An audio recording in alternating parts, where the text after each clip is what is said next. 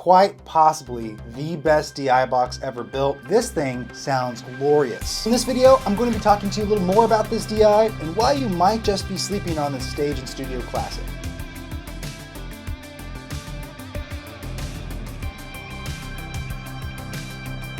What's up everybody, how's it going? I'm Brad Dollar, welcome to the channel, it's great to see you. Out of all the accessories that we hook up between our guitars, our microphones, our keyboards, and our basses, there are a few pieces of gear that do heavy lifting, but just really aren't all that sexy. One of those are DI boxes. They're a critical element in any signal chain they're used in, but typically aren't the source of any big wow or inspiration when it comes to actually cultivating and crafting your sound. They just help your signal get on to the next stage. But like all norms, there are always a few exceptions, and one of them for me is the LR Baggs Para Acoustic DI. Quite possibly the best DI box ever built, and definitely my favorite. But before we get started, if you can do me a huge favor and hit the like button and the subscribe button, that would mean a lot to me and does a lot for my little channel. We're on our way to 1,000 subscribers and you could definitely help us get there. It seems like a little thing, but it really does a lot to bring this information to more people just like yourself. So without further ado, let's go. Let's start at the top. What is a DI box and why do you need one? Well, at its simplest definition, it's meant to get instrument level equipment like guitars and basses and keyboards up to line level to interface with things like consoles, microphone preamps, and recorders. The first DI boxes were invented and used at Motown to capture James Jamerson's bass, but quickly found their way into everyone from Beatles recordings to the Eagles and pretty much the pantheon of multi-tracked 60s and 70s recordings that launched us into our modern era of record making. So with a DI box, you can take any guitar, any bass, and basically plug it right into a mixer, plug it right into a preamp. Whereas without it, you could try plugging your instrument into one of those places, but the signal will probably be extremely low, or what will most likely happen, being non-existent altogether. DI boxes are an essential tool of recording and being on the stage when you need to get your instrument into bigger line level systems. Now, as I mentioned, DI boxes tend to get looked over as a source of inspiration or improvement or color or really anything for your tone. They do their job and that's it. And for the most part, that's true. I will say though that every single DI box definitely has a sound. It can be for a variety of reasons. A passive DI box, it can be because of the quality of the components, like the transformer. If it's an active DI box, it can be based on the design of the circuit and what they're trying to accomplish with that particular DI. You'll also find the different power sources like 9-volt batteries or phantom power or wall warts all impart different characters into the sound of the DI boxes themselves. And when we start to talk about active DIs, that's when we really start to get into the fun part of direct injection boxes. It's when they really start to get more colorful and to really have a flavor they can bring into your sound. Now this DI first showed up on the scene around 2004, although in my brain, it's been here forever. In my mind, like I could time travel back to like the 70s or 80s and just find one of these laying around. It just feels like it is one of those industry standards. And that's in large part due to who LR Baggs as a company and a person is. LR Baggs for the better part of a half century has been the leader in acoustic electronics design, creation, and implementation. Their pickups, their DIs, their effects really are beautiful sounding and tailored to acoustic instrument players and the people that love to listen to that kind of music. Now, you could definitely use this stuff on all kinds of electric instruments, but LR Baggs' whole genesis and origin and intention is to make the acoustic guitar player, the mandolin player, just the acoustic musician feel and sound like their best selves. And they really do an amazing job. But for now, let's dig into this DI and why I think it's one of the best ones ever made. First and foremost, what makes this thing my favorite DI is just how like rugged and heavy duty this thing is.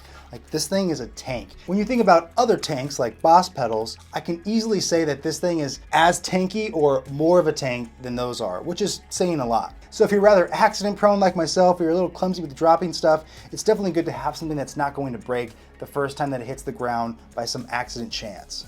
So overall durability, I love it. And that goes right down to the connectors themselves. I love how inset the XLR output is to go to your console, so it's not gonna break off when it's just sitting there popping out. And the jacks themselves are really strong, and I don't feel like, even though they're PCB mounted, that they're just gonna break off if I move the cable in the wrong way. They feel very stable and strong themselves. Lastly, in terms of construction, this thing is full of knobs, and we'll get into what they do in a second, but they're very small, and they seem like they're really fragile, but they're not. And I wouldn't just try to break them or push on them or anything. It's not like they're invincible, but I'm not worried about these things breaking. I'm not worried about them falling off or coming loose. You're not gonna break this thing unless you really try. And so in terms of like ruggedness, this thing takes the cake and is a big reason why I love it. All right, so now let's get into the actual sound of this thing. What does this actually sound like? It sounds juicy. It sounds beefy. It doesn't sound anemic or weak. And a big part of that is that it's an active DI box with a preamp inside of it specifically tuned and tailored towards instrument level sources like guitars, basses, and keyboards. So instead of this thing just taking your signal and spitting it out the other side, leaving the preamp stage of the console it might be going to or the next device that it's going to do a lot of the gain makeup and the voltage addition and just adding the character to it, a lot of that, if not all of that, is happening right here in the DI. It kind of sounds like a small channel strip. It feels like everything is there and the output of it feels substantial. Like when you come out of it, you don't really need a lot else. And I'm saying that also with everything at the middle. Inherently, how it sounds with everything pretty much a unity, it sounds wonderful and it's something really nice. And yeah, I use this word juicy a lot, like juicy to put in between your instrument and the next thing it's going to. You've got a really nice 5-band EQ with a dedicated low end control, a notch control which corresponds to one of the pre-selected resonant frequencies you can notch out. So if you have an acoustic instrument or any instrument, even like a bass, for example, that might be resonating a little too much, you can use the notch filter to dial some of that out. You've got a nice mid-band EQ with a selectable frequency here as well. Presence control, which is that nice top, upper mid range up into the high end range. Beyond that, if that's not enough high end boost, there's an actual treble control, so you can get a little more high end air and sheen on your signal. And then on the bottom of it, you have your I/O. You've got your input gain for that, which is fun to play with, cranking it and see if you can get it to break up a little bit if you like that kind of Rolling Stones, Keith Richards vibe. Last but not least, it has an inversion or phase button, which seems like, why do I need this? But it's something really fun to play with and check every time you're getting a signal. And that's a philosophy that I carry into anything I'm recording, anytime I'm making music or getting a sound, is just check the phase. Even if it's not next to another source, because phase is all about the relationship between that instrument or that track or that source and another one. So even if it's by itself, there are different resonances and frequencies and things that pile up in a sound that might sound better if the actual electronics are slightly out of phase. So you should always press phase buttons and see if you like it in or out. There's no right or wrong answer, it's just if you like it or not. Sometimes it's pretty obvious when it sounds bad, but in the case of this DI box, you always want to play with seeing if you like it or not, and I love that that feature is on here. So that's the DI itself, and now let me tell you a little more about how I use it. For me, I'm not really an acoustic guitar player. I do have acoustic guitars. I do enjoy playing them. I have this Epiphone here that is a master built that I love, and I would love to have a stable of Martins and things like that, but it's just never been the thing that my playing style has ever really gravitated towards, and that's because I started out and pretty much stayed on electric guitar. It's always something I use for other people when I was in recording sessions or helping out doing live sound or just helping on anybody else's project. I loved using it for them. It wasn't until maybe this year or last year that I really discovered how much I love this thing on my own electric guitar, on my own instrument sources, and things that I'm working with inside of my mix domain when I'm mixing with things like pedals. So the way I've been using this is right in line with my guitar on its way to the amplifier I'm using here or the other effects I'm using. Also here at my house, like I don't usually have a mic'd up amplifier. I almost always go straight DI into my interface, or I use a 2-notes torpedo with my Mesa dual rectifier. So I'm not usually micing something up in my house. I like to have a DI signal of my guitar, so if I want to and am able to, I can reamp it later. Having that DI signal come off this thing sounds glorious. And I know that it's adding a bunch of stuff in the middle. I know it's not a perfect, transparent recreation of whatever I was playing, but honestly, I don't care. I just want this stuff to sound good. And that's what this thing does. It's going to help your sound feel more finished right from the get-go.